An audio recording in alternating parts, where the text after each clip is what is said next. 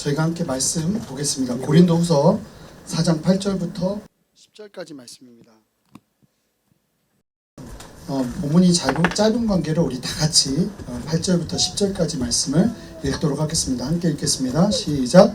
우리가 사람으로 우겨쌈을 당하여도 쌓이지 아니하며 답답한 일을 당하여도 낙심하지 아니하며 박해를 받아도 버림받지 아니하며 거꾸로 뜨림을 당하여도 망하지 아니하고 우리가 항상 예수의 죽음을 몸에 짊어짐은 예수의 생명이 또한 우리 몸에 나타나게 하려 함이라. 아멘. 예, 자리에 앉으시겠습니다. 할렐루야. 금요 찬양 예배 오신 여러분 환영합니다. 예, 어색하시죠? 저도 여기가 어색해요. 너무 높아가지고 여러분들 고개 많이 아프시지 않을까 이런 염려가 좀 있는데 우리 옆에 분들 바라보면서 함께 고백해 줄까요? 하나님이 우리와 함께 하십니다. 오늘 이 저녁에도 우리에게 말씀하실 하나님 기대하고 소망하며 이 자리에 오신 줄 믿습니다. 하나님이 우리에게 말씀하실 것입니다. 하나님이 우리에게 가장 필요한 말씀들로 오늘 이 저녁에 우리와 함께 하실 거예요. 앞으로 금요 찬양 예배는 저희 교회는 매달 셋째 주 금요일 저녁이 되면 어김없이 예배 드리도록 하겠습니다. 그래서 셋째 주 금요일을 계산하는 게 굉장히 어려운데 어렵지 않고 달력에서 금요일만 계산하시면 됩니다. 그래서 금요일이 세 번째 금요일이 되면 그 주가 항상 금요 찬양 예배 있는 날입니다. 그래서 그 금찬을 우리가 성령 안에서 뜨겁게 불태우자 하는 마음으로 우리 옆에 분에게 다시 한번 고백할 때 불금으로 함께 합시다. 성령의 불금으로 함께하는 시간 되었으면 좋겠습니다. 하나님께서 오늘도 우리에게 말씀하실 줄 믿습니다. 저는 개인적으로 오늘 말씀 준비하면서 말씀 제목이 막 너무 비장해요. 우리는 쓰러지지 않는다예요. 우리는 쓰러지지 않는다.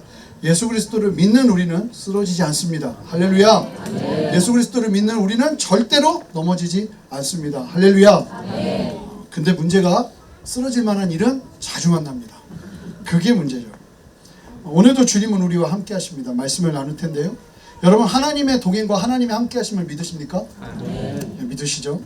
계속 강조하고 제가 순전한 교회 함께 하시는 여러분들과 말씀을 나누면서 이야기하고 있는 것처럼 이 하나님의 동행하심은 우리의 상태나 환경으로 파악되는 것이 아닙니다. 우리가 어렵다고 해서 하나님의 동행하심이 없는 것이 아니라는 겁니다. 우리가 어려워도 하나님의 동행하심은 신실하실 수 있습니다. 내 안에 문제가 많아도 하나님의 동행하심은 신실할 수 있다는 겁니다. 계속 이야기 나눌 거예요. 계속 할 거예요. 여러분들이 어려움이 오면 하나님이 나와 함께 하시지 않는 것 아닌가 하는 갈등을 하실 필요가 없다는 겁니다. 어려움이 있어도 어려움이 와도 하나님은 나와 함께 하실 수 있다는 거예요. 그 사실이 체감되고 알게 되지 못한다 할지라도 우리는 믿음의 눈으로 이 상황들을 이해할 필요가 있습니다. 그것은 마치 예수님께서 임마누엘로 하나님이 우리와 함께 하신다는 하나님의 성육신하심으로 이 땅에 같이 계셨지만 사람들이 몰랐죠. 예수님이 같이 먹고 같이 지내고 있었지만 사람들은 하나님의 함께 하심을 몰랐습니다. 왜냐하면 여러 이유가 있겠지만 사람들이 생각하는 하나님의 함께 하심을 하나님의 실제 함께 하심과는 너무나 많은 갭이 있기 때문에 그래요. 하나님이 함께 하시면 우리는 어떤 생각을 하냐면 우리의 문제가 없고 모든 것들이 다 해결되고 기가 막힌 일들만 일어난다고 생각하는데 여전히 하나님 함께 하시는데 예수님께서 성육신하셔서 이 땅에 오셔서 땅을 다스리시면서 함께 하심에도 불구하고 문제가 뭐냐면 내 인생이 똑같은 거예요. 아니 조금이라도 달라진 게 있어야 되는데 달라진 게 없는 거죠. 하나님이 함께 하실 때 일어나는 일들에 대한 잘못된 기대들 때문에 더 그럴 거예요. 그러나 이 하나님의 동행하심은요 너무나 현실적인 거고 너무나 우리의 삶 속에서 밀접한 거고 함께 하는 거예요.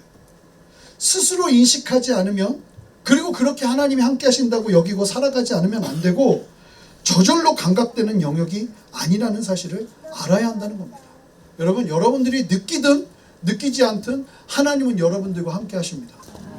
제가 보니까요 예수님을 만나기 전에 제가 놀라운 사실은 태초부터 창세전부터 하나님이 나를 작정하셨다는 걸 알 수 있는 게 제가 예수님을 만나기 전에도 보니까 하나님은 이미 나를 작정하고 준비하고 계셨어요. 하나둘. 저는 제가 어렸을 때 이렇게 찬양 인도를 하면서 살 줄은 꿈에도 몰랐어요. 근데 하나님이 놀랍게 저에게 음악을 좋아하게 하셨어요. 그래서 제 찬양 인도에 가장 영감을 줬던 분은 이문세와 이승철이에요. 그분들의 음악을 들으면서 샤우팅을 하면서 그렇게 막 좋아하고 맨날 레코드판 사가지고, 저는 레코드판이 영원할 줄 알고 레코드판 가게 장사하려고 그 꿈꿨다가 큰일 날 뻔했잖아요. 하여간 그럴 정도로 좋아하고 들었는데 그 모든 시간들이 의미 없는 게 아니라 지금 돌아보니까 하나님이 필요에 따라서 나를 다스리고 계셨는 거예요. 근데 몰랐던 거죠. 내가 느끼지 못했던 거죠. 느끼려고 하는 것 자체가 문제인 거죠. 하나님은 우리와 함께 하세요. 하지만 우리는 느낄 수 없어요. 그냥 믿음의 영역으로 바라보고 이해하는 거예요. 우리가 느껴지는 건 절망이고 하나님이 함께 하시지 않는 것 같고 나는 홀로 외로운 것 같고 하는 느낌들은 내가 갖는 느낌이지 사실은 아니에요. 성경대로라면 하나님은 우리와 함께 하신다는 거예요. 여러분, 하나님이 여러분들과 함께 하심을 믿으십니까? 네. 그런데 하나님의 동행하심이 있음에도 불구하고 우리가 해결해야 될 어떤 이해가 있어요. 그 이해가 뭐냐면, 왜 우리들의 삶에 하나님을 그렇게 경외하고 사랑하고 있음에도 불구하고 고통이 찾아오고 어려움이 찾아오는 것일까 하는 거예요. 하나님을 의지하고 있음에도 말이에요. 하나님이 우리와 함께하고 있음에도 말이에요. 내가 하나님 앞에 이렇게 순종하면 놀라운 은혜와 일들이 일어나야 하는데 오히려 어려움이 오고 이해할 수 없는 상황을 만나게 된다면 참 난감하죠. 아니, 어쩌면 순전한 교회와 함께하기로 결단하신 여러분들 안에 제가 몇 분한테 이런 간증을 들으면 진짜 가슴이 철컥 내려앉거든요. 순전한 교회에, 개척교회에 함께하면서 내 마음을 드리면 하나님이 놀랍게 역사하실 줄 알았는데 온갖 어려움이 지금 다 임하고 있어요. 1월부터 실제 그런 만남들이 있어요. 어떻게 이해해야 될까? 내가 하나님의 말씀 가운데 순종하면서 어떤 중요한 결단을 했는데 왜 그 중요한 결단 이후에 우리는 기대하고 소망하는 걸 하나님께서 그럼 그 결단을 기뻐 받으시면서 우리의 삶을 잘 이끌어 주시면 좋겠는데 왜 그 결단 이후에도 우리의 삶은 여전히 고통과 고난이라는 문제들 앞에서 허덕여야만 하는 것인가 하는 거예요. 여러분, 그것을 어떻게 이해하고 계십니까? 오늘 말씀을 보면 이러한 질문에 대한 답을 너무나 잘 설명해 주고 있습니다. 지금 바울이요, 이 본문 오늘 고린도 후서를 쓰고 있는 이유는 당시의 고린도 교회 안에서 끊임없이 일어나는 바울에 대한 사도성을 공격합니다. 왜 사도성을 공격하냐면, 사도는요 그 당시 초대교회에서는 고유명사예요. 무슨 얘기냐면 이 사도라는 단어가 그 헬라어로 어포슬, 그러니까 보내심을, 부르심을 받은 자, 보내심을 받은 자라는 뜻으로 사용됐던 단어인데, 교회에 들어오면서 이 단어가 뭐가 됐냐면 예수님과 동행했던 사람들, 제자들 중에 누군가가 되어야만 하는 게 사도였어요. 그러니까 사도 베드로다 하면 사람들은 아는 거예요. 뭘 아는 거예요? 아, 베드로는 예수님과 실제로 함께 했구나. 모든 사도들이 다 그랬어요. 마지막에 유다가 죽고 자살하고 죽고 마띠아라는 사람을 세우는데 그 사람을 세울 때도 충족 조건이 뭐냐면 예수님과 함께 했던 사람이냐 하는 거예요. 그런데 사도 중에 유일하게 한 명, 바울이 예수님과 함께 하질 않았죠, 실제로. 그는 이방인의 사도로 하나님으로부터 분명한 부르심을 받았음에도 불구하고 그가 예수님을 실제로 보지는 못했어요. 하지만 바울이 뭐라고 그러냐면, 나는 다메섹 도성에서 예수님을 만났고 사도, 이방인의 사도로 부르심을 입었다는 정확한 부르심이 있었고, 이것이 혼란스럽지 않도록 하기 위해서 바울 자체가 나 이후에는 사도는 없다 이런 이야기를 하면서 분명하게 사도성을 이야기해요. 그럼에도 불구하고 예수님과 함께 있지 못했다는 것 때문에 이 바울이 계속 사도성의 공격을 받습니다. 심지어는 이 공격 때문에 고린도 교인들이요 바울을 돌아섰어요. 바울 가짜네? 이러고 돌아섰단 말입니다. 이 고린도 교회 누가 개척했을까요? 바울이 개척했어요. 목숨을 걸고 개척했어요. 아덴에서, 아덴이라는 거 오늘날 아테네인데 거기서 헬라 철학으로 막 예수의 복음을 바꿔가지고 전했다가 망신을 당했어요. 그러면서 고린도로 들어가면서 바울이 뭐라고 그랬냐면, 내가 예수 그리스도의 죽으심과 복음 외에는 다른 어떤 것도 전하지 않으리라고 작정을 하고 어디로 들어갔냐면 고린도로 들어가서 개척한 교회가 고린도 교회예요. 그러니까 바울이 얼마나 힘들고 어렵게 개척한 교회겠어요. 그런데 이 교회 교인들이 바울을 돌아서 버린 거예요. 심지어는 바울이 복음 전파 사역을 통해서 많은 사람들을 예수께로 인도하자 뭐라고 말하기 시작하냐면, 바울이 이상한 마술을 부린다고 얘기하기 시작하는 거예요. 이 바울이 복음을 전하고 예수님 믿는데 그걸 보면서 바울이 그 말하면서 이상한 짓을 하는 거라고. 그래서 사람들이 현혹시키는 거라고 이렇게 이야기하면서 이 바울에게 돌아서기 시작합니다. 열심히 주를 위해서 사역하고 헌신하며 살아가는 바울이 겪는 모함과 어려움은요, 우리가 상상하는 그 상상 이상이었습니다. 그러면서 이 고린도 교인들을 돌이키고 고린도 교인들의 여전히 남아있는 문제들을 해결하기 위해서 쓴 편지가 바로 이 고린도 후서예요. 그런데 그런 상황들 속에서 바울이 자신의 인생을 스토리처럼 간증하는 내용이 오늘 본문 말씀인데, 그런 바울이 내가 예수님을 믿고 난 후에 경험했던 삶의 스토리가 어땠는지를 설명해 주고 있어요. 그 내용이 바로 8절 9절이에요. 함께 8절 9절 말씀을, 우리 본문 말씀을 힘차게 읽어보겠습니다. 함께 읽겠습니다. 우리가 사방으로 우겨쌈을 당하여도 쌓이지 아니하며 답답한 일을 당하여도 낙심하지 아니하며 박해를 받아도 버림받지 아니하며 거꾸러뜨림을 당하여도 망하지 아니하고. 이 바울이요, 이 고린도 교인들에게 말하는데 내가 어떻게 살았는지 알아? 하면서 이야기하는 말씀이 바로 이 말씀이에요. 여러분 8절에 보면 내가 사방으로 어떤 상황이었다고 말하냐면 우겨쌈을 당하는 상황이래요. 이 우겨쌈, 우겨쌈이란 말 우리 많이 쓰지도 않는 말이에요. 근데 이 말의 원어를 보면요, 이게 이런 뜻이에요. 딱 이 말을 들으면 사람들은 무슨 의미인지 알아요. 이건 뭐냐면 포도를요, 포도즙을 짜는 틀에다가 놓고 쫙 짜대는 거예요. 바울이 지금 당하는 상황들, 삶 속에서 만나는 어려움들이 얼마나 어려웠는지 마치 나를 포도주 만드는 즙 짜는 틀에다가 나를 집어넣고 온 사방을 막아놓고 집어 짜는 것 같았다고 그렇게 표현을 해요. 그러니까 얼마나 힘들었다는 얘기예요. 그냥 피가 막 다 마르는 것 같은 고통과 어려움을 경험하고 있었다는 거예요. 여기서 멈추지 않아요. 답답한 일을 당했다고 말하잖아요. 이 표현은요, 군대에서 사용하는 전투적인 표현인데요, 이 의미가 어떠냐면 대적들이요, 포위에서 한 곳으로 몰아넣고 결코 움직일 틈을 주지 않고 궁지에 몰아넣는 상황을 표현하는 단어예요. 이건 언제 많이 쓰냐면 이런 단어는요, 불확실해요. 내 앞길이 너무너무 불확실해요. 이게 도대체 어떻게 살아가야 될까 근심과 걱정밖에 나오지 않는 상황일 수 있다는 거예요. 그때 사용되는 단어를 사용하는 걸 보면 바울은 인생 속에서 이런 일들을 많이 만났다는 거예요.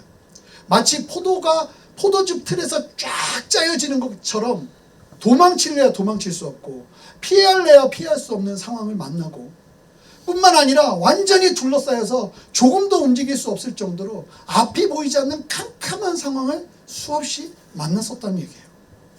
9절에 박해를 받아도 라는 말은 대적자들이 마치요, 이건 뭐냐면 사냥꾼들이 사냥감을 가지고 사냥할 때 쓰는 단어를 사용했어요. 마치 그 고통이 얼마나 극심한지 사냥감인 나를 쫓아오는 듯한 수많은 사람들이 마치 사냥꾼 같은 거예요.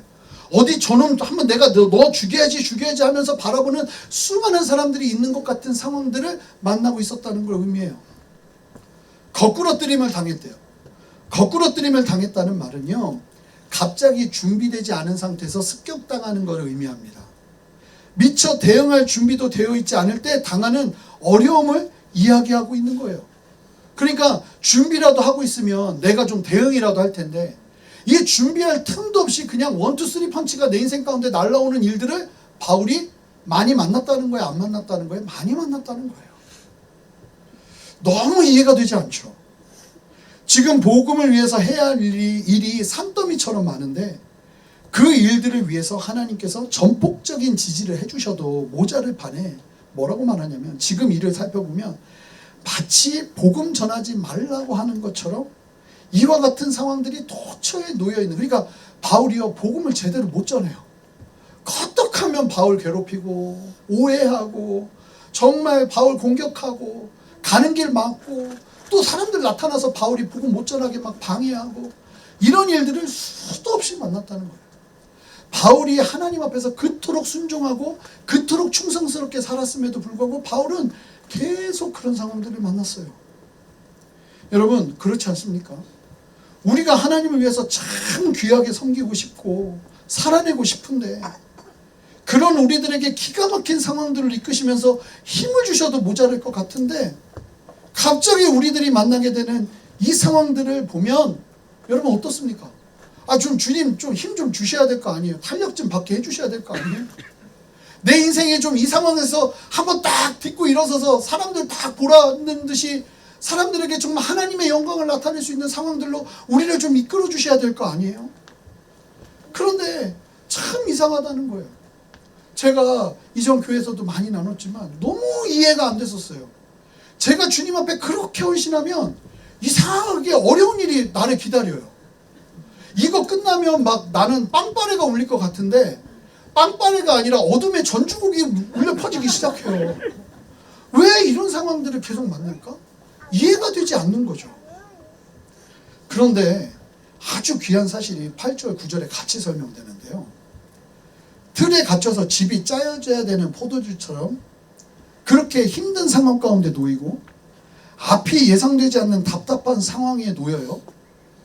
사냥당하는 짐승이 된 것처럼 지금 마치 수많은 사람들이 나를 공격하는 것처럼 나를 몰아세우고 있어요.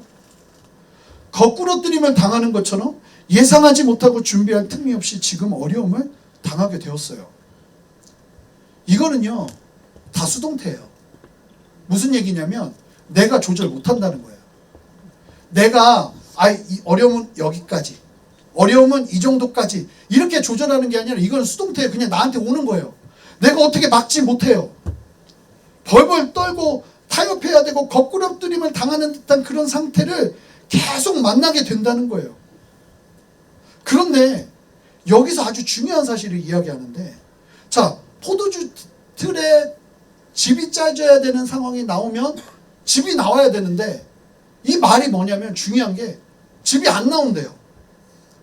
답답한 일을 당하면 불안해서 쓰러져야 되는데 이게 너무 놀라운데 안 쓰러진대요.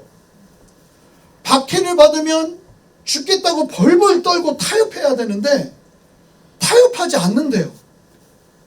거꾸러뜨림을 당하듯이 준비하는 상태에서 공격을 하면 아이고 나중에 하고 죽어야 되는데 망해야 되는데 뭐라고 말하냐면 망하지 않는데요. 자, 중요한 게 이거예요. 그리스도인들은 뭐가 다르느냐? 이게 달라요. 사방으로 우겨쌈을 당해도 쌓이지 않는 게 그리스도인들이에요. 여러분 믿으십니까? 아멘. 답답한 일을 당해도 불안함에 낙심하지 않는다고 합니다. 포기하지 않는 거예요. 박해를 받아도 쓸모없이 버려진 바 되지 않는데요. 거꾸러뜨림을 당해도 갑자기 어려움이 쳐들어와도 망하지 않는다고, 파괴되지 않는다고 말한다는 거예요. 자, 이 부분을 우리 함께 좀 정확하게 짚고 넘어갑시다. 그리스도인으로 하나님의 뜻 안에서 부르심을 받아 살아가는 인생은 세상과 무엇이 다를까요? 잘못 오해하는 게 내가 예수님 제대로 믿으면 어려움이 없다가 아니에요. 어려움은 똑같이 와요. 그런데 정확한 팩트는 예수님 믿어도 어려움은 오는데, 아니, 이 말씀대로라면 더 많이 올 수 있어요. 더 많이 올 수 있는데 우리 믿는 자들은 무엇이 다른가?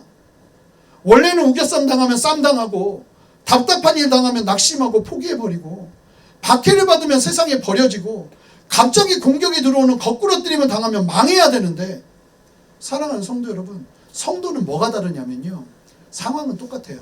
결과가 다르다는 거예요. 할렐루야.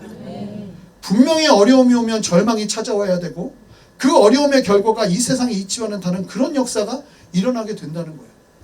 잘 보니까요, 실제로 제 인생도 어려움이 오고 나서 이게 뭐지 하고 막 발버둥 치면서 주님 앞에 있다가 보니까 그 어려움 속에서 그 어려움이 나를 연약하게 했냐?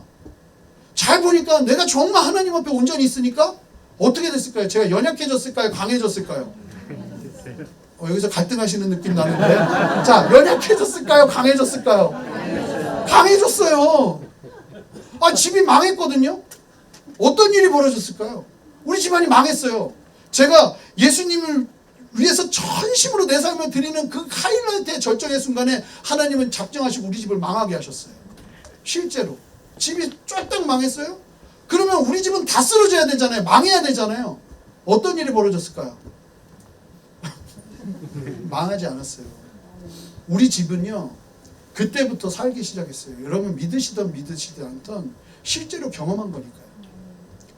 정말 죽겠네 하는 상황을 목사인데 만날까요? 만나지 않을까요? 예, 그렇습니다. 끊임없이 만납니다. 끊임없이 만나요? 죽었을까요? 살았을까요? 아유, 이렇게 말씀 전하고 있잖아요. 이상해요.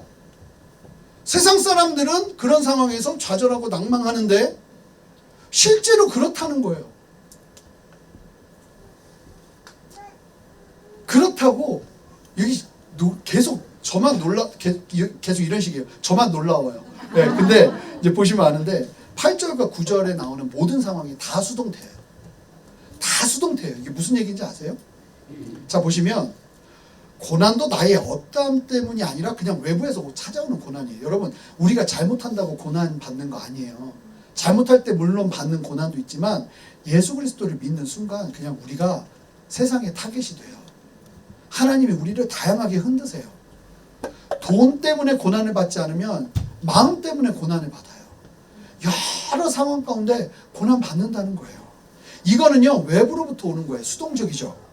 그런데 중요한 것은요, 여기서 쌓이지 않는다, 망하지 않는다. 이 모든 그 반응들, 어려움 때문에 오게 되는 반응들이요, 똑같이 수동태예요. 이게 무슨 얘기인지 아세요? 내가 이기는 게 아니라는 거예요. 내가 그 막 포도주집에서 나를 짜려고 하면 그 상황에서 내가 짜여지는 게 아니라 누군가가 나를 짜여지지 않게 한다는 거예요. 내가 분명히 망해야 되는데 이 말씀대로라면 수동태예요. 누군가가 나로 망하지 않게 한다는 거예요. 할렐루야. 아멘. 8절과 9절을요, 공동번역 성경은 이렇게 표현합니다. 여러분, 혹시 오늘 우리 교회 처음 오신 분들 계시면 좀 당황하실 수 있는데, 우리 분당 소극장에서는 애들이 더 뛰어다니고 난리도 아니었습니다. 그래도 하나님의 은혜가 충만했어요. 원래 천국은 그런 거예요. 그러니까 애들 왔다 갔다 할 수 있고 찬양하다 여기 올라올 수도 있어요. 괜찮아요. 그러니까 여러분들 당황하지 마시고 하나님 앞에 집중하면 됩니다. 우리 8절 9절을 공동번역 성경은 이렇게 표현해요. 우리는 아무리 짓눌려도 찌부려지지 않고 절망 속에서도 실망하지 않으며 핍박을 받아도 버림받지 아니하며 거꾸러뜨림을 당하여도 망하지 않는다는 거예요. 모든 동사가 수동태예요. 내 어려움도 나 때문이 아닌 다른 외부적인 문제들 때문에 어려움을 당할 수 있지만 놀라운 건 뭐냐면 우리가 예수 그리스도를 믿으면 그 어려움들을 이겨내는 방법 또한 나로부터 시작되는 게 아니라 외부로부터 오는 힘과 능력으로 그 어려움들을 이겨내게 된다는 겁니다. 우리의 인생에서 맞게 되는 어려움은요, 세상 사람들과 같이 예외 없이 겪게 되지만, 아니 어쩌면 그보다 더 심한 어려움을 당할 수 있지만 그 어려움을 극복하는 과정은요, 세상 사람들과 전혀 다르다는 거예요. 저는 소망하는 건 함께 예배하는 여러분들의 인생이 이와 같은 하나님의 도우심을 경험하는 인생 되시기를 주님의 이름으로 축복합니다. 아멘. 이 놀라운 진리가 우리에게 주는 엄청난 위로가 있어요. 혼자가 아니라는 거예요. 포도주틀에 들어가는 눌리는 상황에 처한다 할지라도 나 혼자 죽는 것 같은데 잘 보시면 누군가가 나를 끄집어낸다는 거예요. 눌리는 상황에 처한다 할지라도 절대 혼자가 아니고 나를 거기서 살리는 분명한 손이 있다는 거예요. 이 진리가 우리에게 주는 힘은 엄청난 것입니다. 나 혼자 죽으라고 싸워야 되는 싸움이 아니라 이 어려움 속에서 함께 하시는 하나님이 계신다는 사실을 기억하시라는 거예요. 그러면 이런 질문이 일어나죠. 그러면 정작 그 어려움의 중심에 내가 해야 될 건 뭐예요? 그럼 나 가만히 있으면 되는 거예요? 그냥 가만히만 있으면 외부에서 힘이 오고 가만히만 있으면 당하는 어려움 속에서 그냥 나를 끄집어내준다는 거예요? 놀라운 건 8절, 9절, 10절에서 능동태가 딱 한 번 나와요. 8절, 9절, 10절에서 능동형이 딱 한 번 나와요. 이건 뭐냐면 성도가 직접 해야 되는 거예요. 이걸 하면 수동이 와요. 외부로부터 무엇인가 온다는 거예요. 자, 이걸 함께 살펴보겠습니다. 우리가 선택하고 해야 되는 영역을 말해주고 있어요. 10절 말씀을 한 목소리로 읽어보겠습니다. 함께 읽겠습니다. 우리가 항상 예수의 죽음을 몸에 짊어지면 예수의 생명이 또한 우리의 몸에 나타내게 하려 함이라. 여러분, 여기서 나오는 유일한 우리가 해야 되는 선택은 딱 하나예요. 뭐예요? 항상 뭐 하는 거예요? 예수의 죽음을 몸에 짊어지는 것 하나만 하면 돼요. 자, 보세요. 항상입니다. 예외가 없다는 겁니다. 우리 믿는 이들이 예수님을 잘 믿고 의지하고 살아감에도 불구하고 어려움이 오면, 말도 안 되는 상황들을 만나면 그때는 원망하고 낙심하고 상황이 돌아가는 대로 넋놓고 있으면 안 되는 거예요. 이유가 다 다른 것 같지만 그 어려움들 통해서 우리가 도달하는 자리는 항상 같아야 된다는 거예요. 다른 여러 문제가 있는데 그 문제가 다양해도 그 문제들 때문에 우리가 서는 자리는 항상 그 자리여야 된다는 거예요. 그 자리가 어떤 자리예요?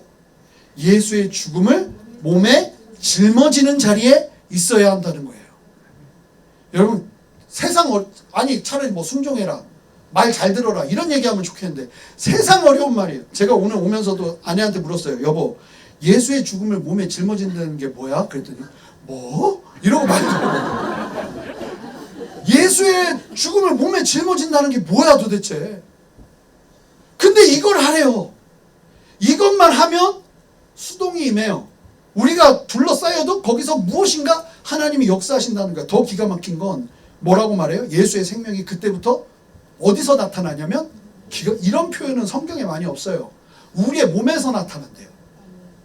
실제로 하나님의 생명이 우리의 몸에서 나타나고 흘러가게 된다는 거예요. 이런 표현이 성경에 많이 없어요. 분명히 어렵고 힘든 상황인데 그 상황에서 무엇만 하면요? 예수의 죽음을 몸에 짊어지면 그때부터 실제로 우리의 몸에서 하나님의 예수 그리스도의 생명이 나타나기 시작한다는 거예요. 그 모든 상황에서 예수의 죽음을 몸에 짊어지는 것을 선택해야 된다는 거예요. 그럼 예수의 죽음을 몸에 짊어진다는 것을 좀 살펴봅시다. 짊어진다는 단어는요, 항상 가지고 다닌다는 의미가 있습니다. 예수님의 십자가의 죽으심을 가지고 다니는 삶이라는 거예요. 예수님의 인생이 어떤 인생이었습니까? 여러분, 예수님도 똑같으셨어요. 예수님은요, 순종뿐이셨어요. 결단뿐인 인생이었어요. 어려운 사람들 도와줬고요, 고통받는 사람들 치유하면서 자유케 해주신 게 전부예요. 정말 예수님 복음서 보시면서 예수님이 잘못한 거 하나라도 찾아보시면 제가 정말 엄청나게 맛있는 거 선물하겠습니다. 별로 감흥이 없으시네요? 저는 굉장히 감흥이 오는데.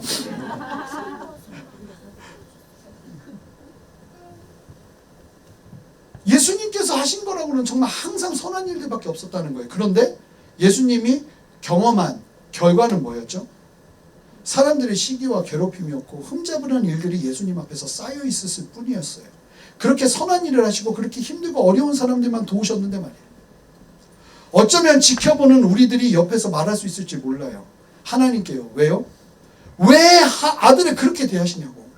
왜 이런 식으로 일하시냐고. 그런데 그럼에도 불구하고 하나님은 예수님께 계속 요구하시고 예수님은 그 상황들 속에서 원망이 아닌 순종으로 대답하죠. 그 결과가 무엇이었죠? 십자가의 죽으심이었습니다. 완전히 끝내버리려는 원수마귀 사탄의 계략이었고, 그리고 그 계략 앞에서 예수님은 아무런 힘없이 그냥 죽으셨어요. 그게 다예요. 그런데 놀라운 게 뭐예요? 그 다음부터 예수님은 부활로, 생명으로 역사하셨고, 그 죽임바 되신 것이 가장 강력한 하나님의 능력을 드러내는 구원의 기초가 되신 거예요. 바울은요, 이 예수님의 죽으심을 가지고 다닌다고 말합니다. 무슨 얘기일까요? 참 이해되지 않는 상황에서 바울이 바라본 것은, 이해되지 않는 상황에서 저 사람 왜 나한테 저렇게 해? 쉽지 않아요. 저 사람 왜 저런 상황에서 나한테 이렇게 행동하지? 라고 말할 수 있는 그런 자리에서 항상 무엇을 선택한 거냐면 예수님의 죽으심을 가지기로 결정한 거예요. 그냥 예수님의 죽으심을 바라보기로 결정했다는 거예요. 여러분, 제가 믿는 것은 여러분들이 어려움을 경험하실 때마다 다른 것이 아니라 예수 그리스도의 십자가와 죽으심을 묵상하기 시작할 때 여러분들에게 임하는 특별한 하나님의 역사가 있다고 저는 믿습니다. 보통 세상은요, 승리하고 성공한 사례들을 바라보며 살아가라고 하죠. 어린애 아이들한테 실패하고 죽은 사람의 인생을 묵상하게 하는 부모는 아무도 없어요. 그런데 성경은 무엇을 말하느냐면 어떤 상황 속에서도 항상 묵상해야 되는 게 무엇이냐면 내가 힘들거나 내가 잘 되거나 내가 어떤 상황 속에서도 너무나 다양한 문제들 속에서도 원인은 다 다양한데 항상 붙잡아야 될 진리가 뭐냐면 예수 그리스도의 죽으심을 바라보는 것이라는 거예요. 그저 예수 그리스도의 죽음을 몸에 짊어지라는 도전 앞에서 순종하는 것밖에 없다는 겁니다. 보통 어려움이 오면 살기 위한 몸부림을 해야 되는데 오히려 성경은 고통 속에서 예수 그리스도의 죽으심을 몸에 짊어지라고 말해요. 자, 중요한 표현이 있습니다. 예수 그리스도의 죽으심을 어디에 짊어지래요? 몸에 짊어지라고 하죠. 마음에 짊어지라고 하지 않아요. 이게 굉장히 중요한데 몸에 짊어지라고 하는 건 피지컬적으로 실제로 보이는 무엇인가를 하라는 의미예요. 자, 몸이 예수 그리스도의 죽으심을 경험할 수 있는 자리에 있게 하라는 거예요. 여러분, 그런 상황이 오면 무엇을 붙잡아야 되냐면 예수 그리스도의 죽으심을 내가 몸이 경험할 수 있는 자리에 있게 하라는 거예요. 여러분, 그런 시간이 어떤 시간일까요? 저는 그런 시간으로 가장 좋은 시간이 바로 예배 시간이라고 믿습니다. 예배는요, 우리의 어떠함이 아니라 내 문제 가지고 하나님 도와주세요 하고 씨름하는 게 아니라 우리가 찬양을 하잖아요. 찬양은 처음에 하나님이 행하신 일들을 선포하는 거예요. 주님을 막 자랑하는 거예요. 그런데 찬양으로 들어가는 예배는 마지막에 어디로 집중되냐면 하나님의 임재, 그분만을 바라보는 그 경배의 수준으로 들어가게 됩니다. 그래서 우리가 처음에는 막 빠른 찬양도 하지만 예수님이 어떤 분이신지, 예수님을 높여야 되고 예수님 그분이 어떻게 우리와 함께 하시는지를 고백하면서 그분을 바라보는데 우리가 집중하기 시작하죠. 우리가 몸이 함께 주님을 바라보기로 결정하면서 그분을 높여드리면서 예수 그리스도의 죽으심과 십자가를 묵상하고 바라보기 시작하는 거예요. 순전한 예배를 통해서 우리는 예배 때마다 우리는 죽고 예수로 사는 은혜를 경험하게 된다는 거예요. 그 예배의 진정한 결과는 시슬퍼렇게 살아있는 우리들의 자아가 예배를 통해서 다시 죽고 예수로만 살기로 결단하는 은혜를 경험하는 거예요. 마치 이런 것처럼 힘들고 어려워? 문제가 생겼어? 그러면 답은 다른 데 있지 않아. 예수 그리스도의 죽으심을 너의 몸이 경험하고 짊어져야 돼. 그러한 시간들로 여러분들이 여러분들의 삶을 오픈하라는 거예요. 다시금 손드는 거예요. 다시금 주님 바라보는 거예요. 완전히 죽어지기로 결정하고 결단하는 시간을 누리는 시간이 바로 예배 시간이라는 거예요. 저는 이걸 보면서 굉장히 많이 느낀 게 뭐냐면 설교는요, 할 수만 있다면 다 죽여야 돼요. 지루하게 설교해서 다 죽이는 게 아니라 잠오게 하는 게 아니라 서슬퍼렇게 살아있는 사람들이요, 이 말씀 앞에서 다 죽어나가야 돼요. 이게 사실은 설교하면서 아우 막 나도 뭔가 할 수 있다 이런 것도 참 좋지만 다른 무엇보다 내가 살려고 그렇게 몸부림치고 사람들 속에서도 내가 어떻게든 이겨보려고 몸부림치고 그러던 사람들이 말씀 앞에서 다시 한번 죽는 시간을 가져야 돼요. 온전히 내가 아니라 남편 때문에 미치겠어요? 아내 때문에 미치겠어요? 내 자녀 때문에 미치겠어요? 지금 상황들 때문에 미치겠어요? 그런데 예배 드리러 와서 죽고 나가는 거예요. 미치겠던 나는 잠깐 잊혀지고 그냥 예수님 그분이 바라보기 시작하면서 그냥 그분으로 만족하면서 나가는 거죠. 그러니까 들어오는 문과 나가는 문이 다른 거죠. 여기 얼마나 감사한지 몰라요. 나가는 문 하나예요. 자, 이제 들어오실 때는 어떻게 들어오셨는지 모르지만 믿는 것은 여러분들이 여기서 철저하게 죽어서 나가시면 좋겠어요. 그렇게 나가면 그때부터 뭐가 일어나느냐, 예수의 생명이 여러분들의 몸 가운데 나타나기 시작한다는 거예요. 할렐루야. 예수의 생명이 여러분들의 몸 가운데 나타나는 것을 경험해 보신 적이 있으세요? 그게 언제 나타나는지 아세요? 진짜 나는 아무것도 할 수 없다. 나는 아무것도 못하겠다.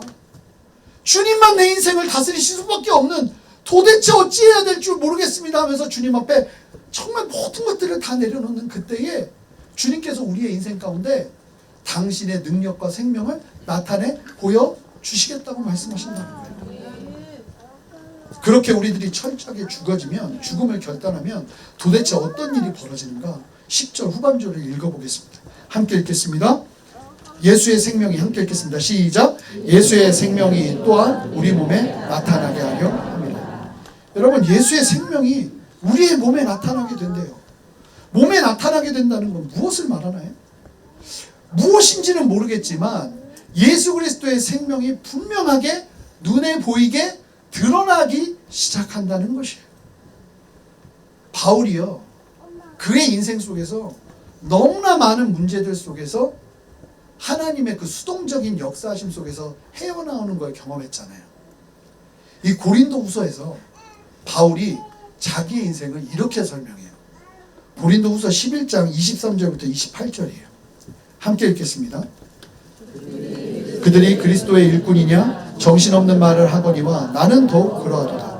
내가 수고를 넘치도록 하고 옥에 갇히기도 더 많이 하고 매도 수없이 맞고 여러 번 죽을 뻔하였으니 유대인들에게 40에 한 번 감한 매를 5번 맞았으며 3번의 태장으로 맞고 1번 돌로 맞고 3번 파선하고 2일 주야를 깊은 바다에서 지냈으며 여러 번 여행하면서 강의 위험과 강도의 위험과 동족의 위험과 이방인의 위험과 시내의 위험과 광야의 위험과 바다의 위험과 거짓 형제 중에 위험을 당하고 또 수고하고 애쓰며 여러 번 자지 못하고 줄이며 목마르고 여러 번 굶고 춥고 헐벗었노라.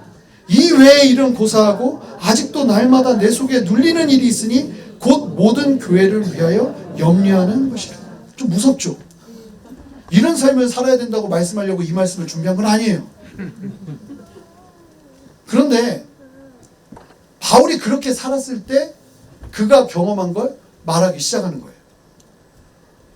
바울이 삶을 살면서 내려지는 결론이 있어요. 이런 어려움이 올 때마다 바울은 뭘 한 거냐면 예수의 죽음을 몸에 짊어지는 결정을 했어요.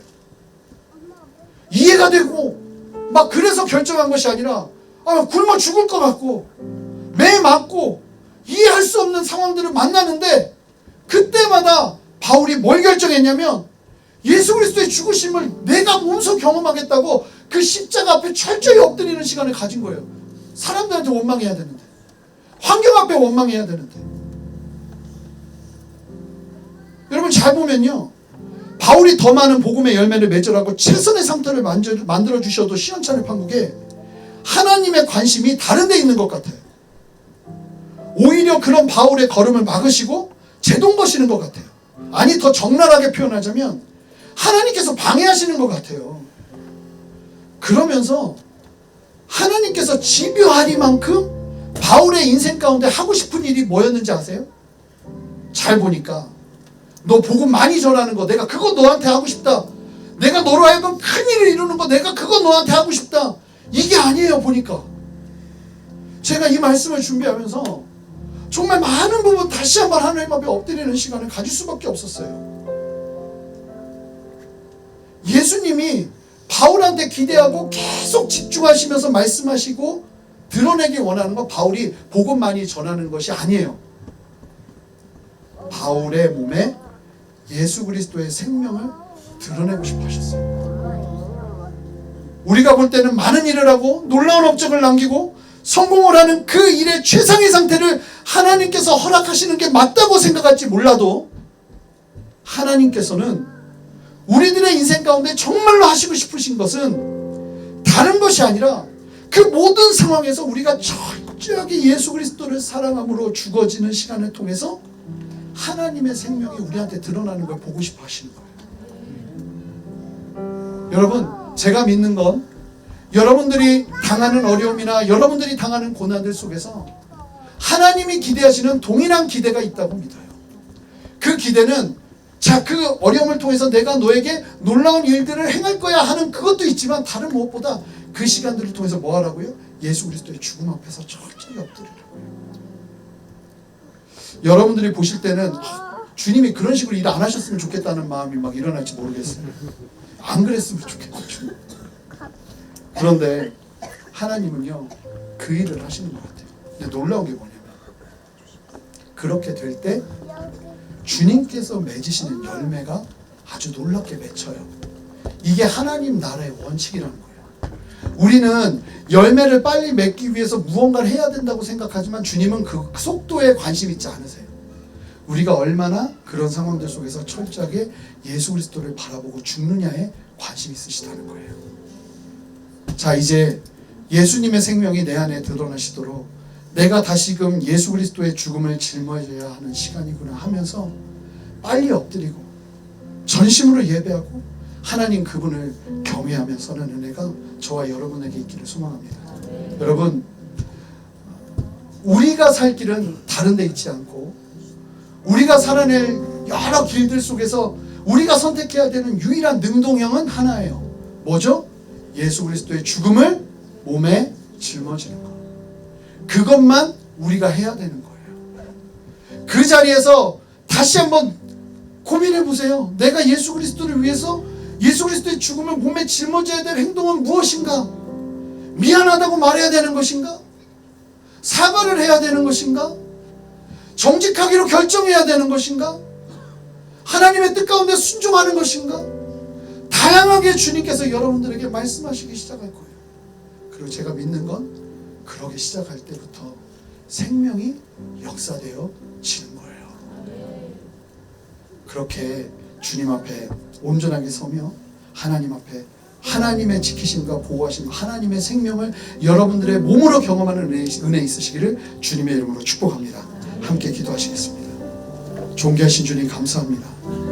이 저녁에 우리에게 말씀하시는 주님을 찬양합니다. 하나님, 우리가 선택하고 붙잡아야 될 것이 무엇인지 뚜렷하게 보여주시는 주님을 찬양합니다. 이 시간 목마른 마음으로 주 앞에 서오니 하나님, 우리를 새롭게 하시고 온전케 하여 주시옵소서. 감사드리며 예수 그리스도 이름으로 기도합니다. 아멘. 우리 다 같이